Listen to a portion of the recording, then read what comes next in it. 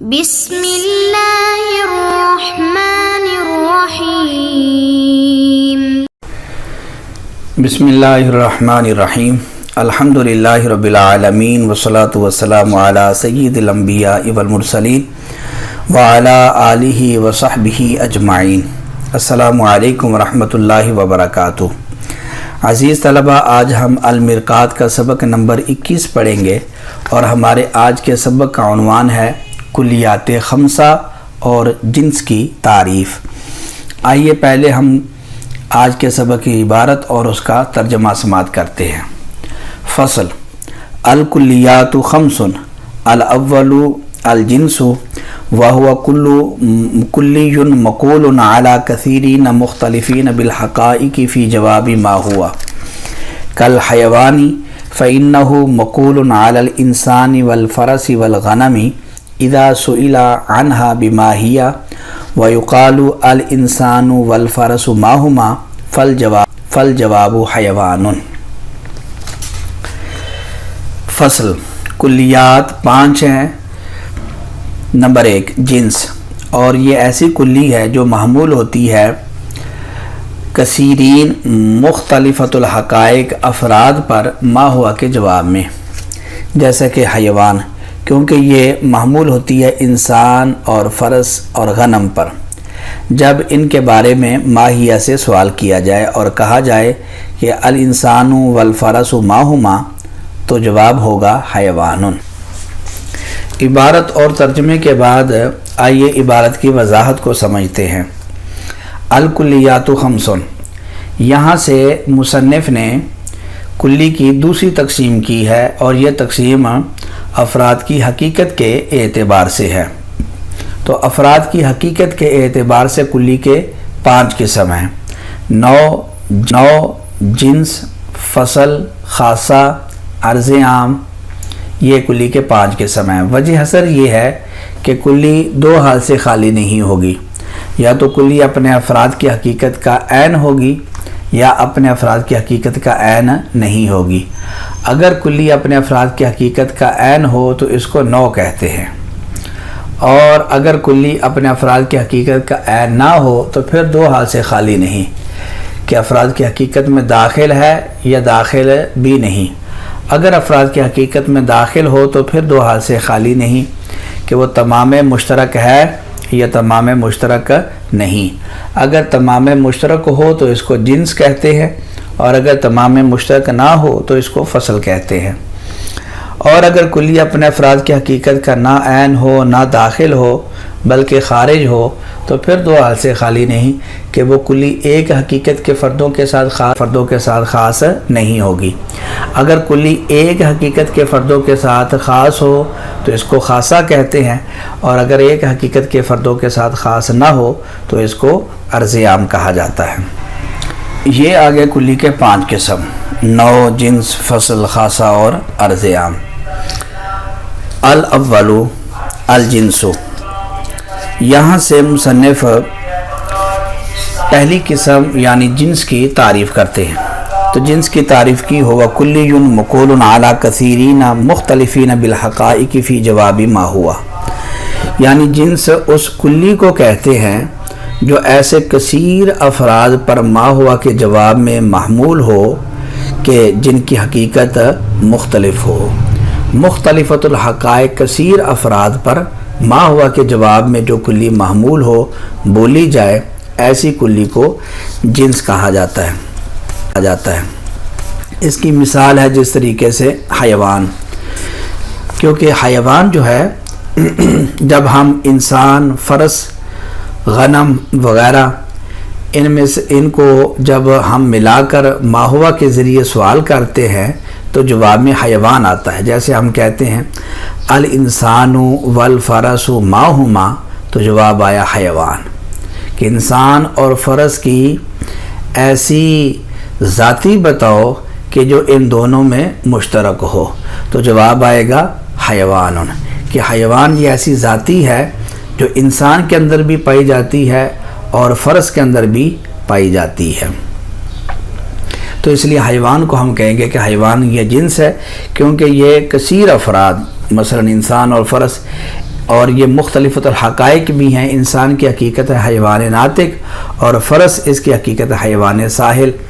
تو یہ حقائق افراد پر ما ہوا کے جواب میں محمول ہوتی ہے، اس لیے انسان کو حیوان کو ہم جنس کہیں گے۔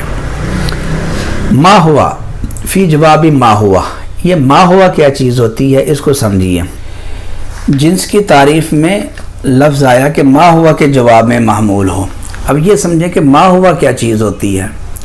تو ما ہوا یہ ایک سوال کا لفظ ہے، کلمہ ہے، اس سے سوال کیا جاتا ہے، اور اس سے مراد کیا ہے اس کی تفصیل سمجھیں کہ ما ہوا سے سوال ایک شے کے بارے میں ہوگا یا متعدد یعنی زیادہ چیزوں کے بارے میں۔ اگر ما ہوا کے سے سوال ایک شے کے بارے میں ہو تو پھر دیکھا جائے گا کہ جس شے کے بارے میں ما ہوا کے ذریعے سوال کیا گیا ہے وہ جزئی حقیقی ہے یا کلی ہے۔ اگر وہ جزئی حقیقی ہو تو پھر ما ہوا سے اس کی تمام ماہیت مختصہ کے بارے میں سوال ہوگا، یعنی یہ مقصد یہ ہے کہ اس شے کی ماہیت مختصہ بیان کرو اور جواب میں نو واقع ہوگی۔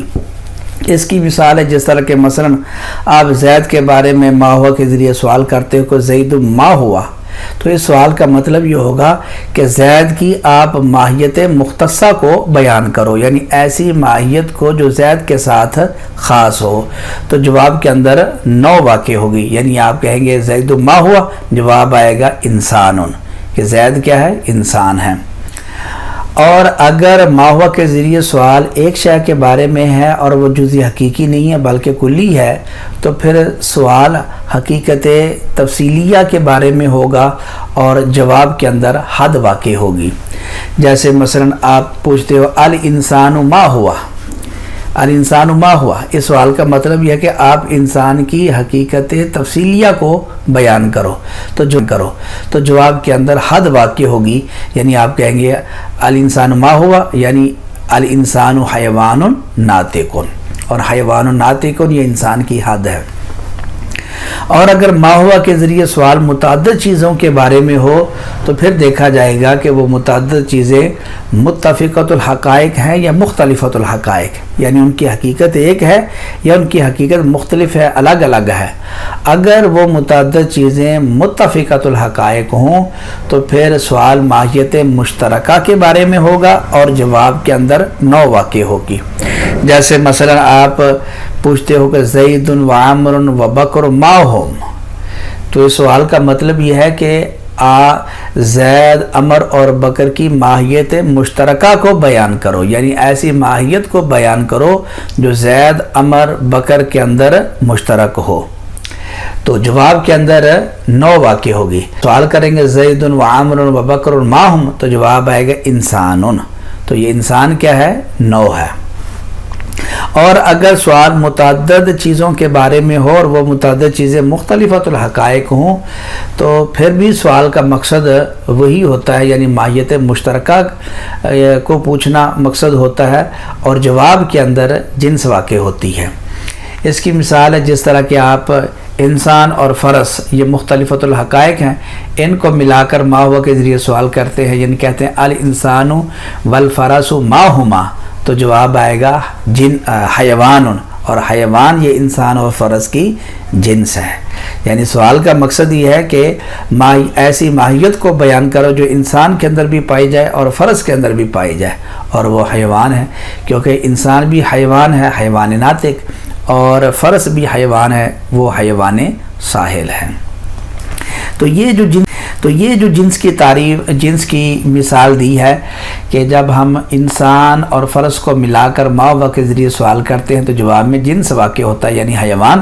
تو الانسان والفرس ما ہما، اس کا مقصد یہ ہے کہ آپ انسان اور فرس کی ماہیت مشترکہ کو بیان کرو، ایسی ماہیت جو انسان اور فرس میں دونوں میں مشترک ہو، تو جواب کے اندر جنس آئے گا۔